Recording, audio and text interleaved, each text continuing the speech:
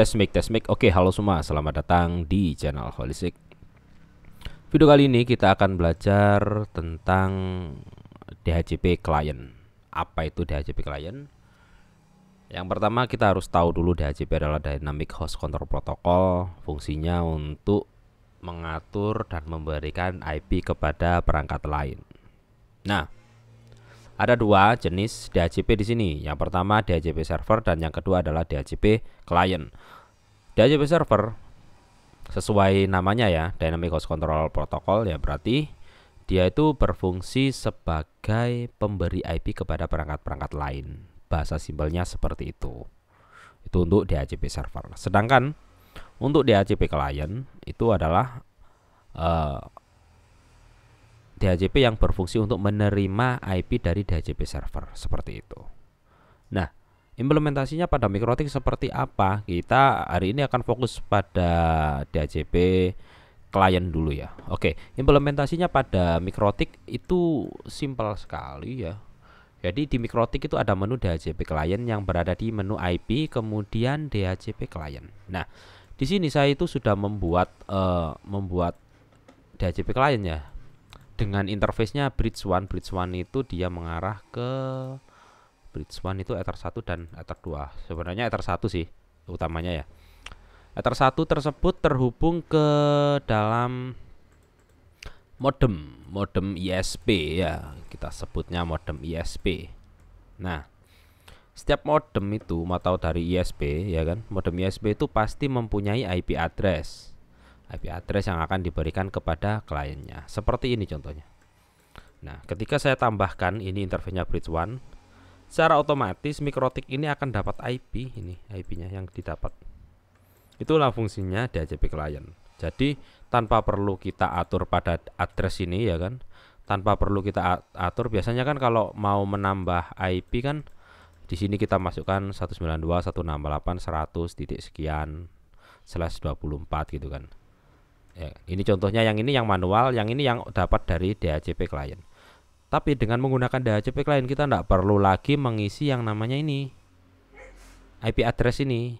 Nah, jadi secara otomatis akan diberikan oleh si modem atau si router sumber internet kepada MikroTik ini. Caranya adalah dengan mengenalkan interface-nya. Interface-nya yang mana? Contohnya ini bridge 1 atau biasanya Ether 1 internet gitulah ya kalau di tutorial saya. Seperti itu. Nah, settingannya ini ada beberapa opsi ya, beberapa settingan yang bisa diubah atau disetting. Yang pertama di sini adalah use per DNS. Fungsinya apa ini use per DNS? Ini tak tutup dulu ya, karena IP-nya sudah aman lah, interface sudah aman. Nah, DHCP client di sini ini pengaturannya. Use per DNS ini gunanya adalah untuk memberikan DNS kepada sini, DNS kepada MikroTik, ya kan. Jadi DHCP client ini meminta DNS server dan kemudian DNS tersebut dipasang pada MikroTik. Ini contohnya. Nah, seperti itu. Dia akan dapat IP 100.1 karena memang yang diberikan oleh si router atau si modem ISP itu IP-nya, IP DNS-nya seperti ini 100.1. Kemudian use per NTP. Nah, NTP ini adalah Network Time Protocol, kemarin sudah kita bahas ya. Kalau ini di checklist secara otomatis MikroTik kalian itu akan tersambung ke NTP server. NTP server yang diberikan oleh si modem ISP seperti itu. Ya. Kemudian ADD default route, pilih yes. Ini dia akan memberikan default gateway. Jadi kalau kalian settingan bisa kalau nambah settingan ini ya, secara otomatis kalian akan mendapatkan gateway ya, routes di sini. Nah, akan mendapatkan gateway secara otomatis di sini. Nih, dynamic, ada gateway-nya. Seperti itu. Ya. Dia akan mendapatkan gateway secara otomatis. Maka dengan adanya gateway ini, MikroTik secara otomatis akan tersambung dengan internet. Bisa langsung ping Google dan lain-lain. Jadi fungsi DHCP client ini sangat penting kalau kalian memang menggunakan internet yang atau modemnya sering ganti-ganti, misalnya dari Huawei ke ZTE ke Fiber Home dan lain-lain itu kan IP-nya ada yang berbeda, ada pakai 100, ada pakai 1.1 gitu kan.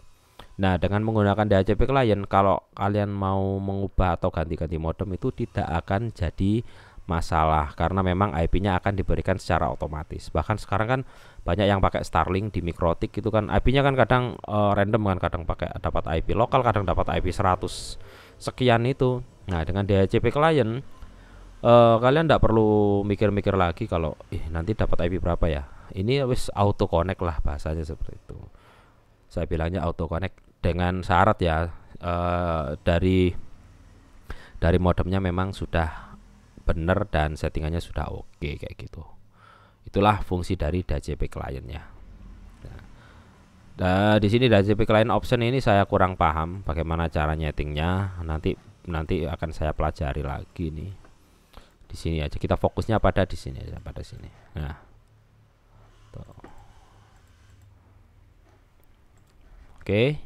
Jadi gitu aja ya videonya. Semoga kalian suka video ini. Kalau suka jangan lupa diklik like. Kalau nggak suka ya dislike saja. Kalau kalian punya pertanyaan seputar Mikrotik atau membutuhkan jasa setting Mikrotik, silakan hubungi saya melalui Facebook, Instagram atau WhatsApp di 085755478748 atau 0823505008. Oke. Sampai jumpa di video-video selanjutnya. Dah.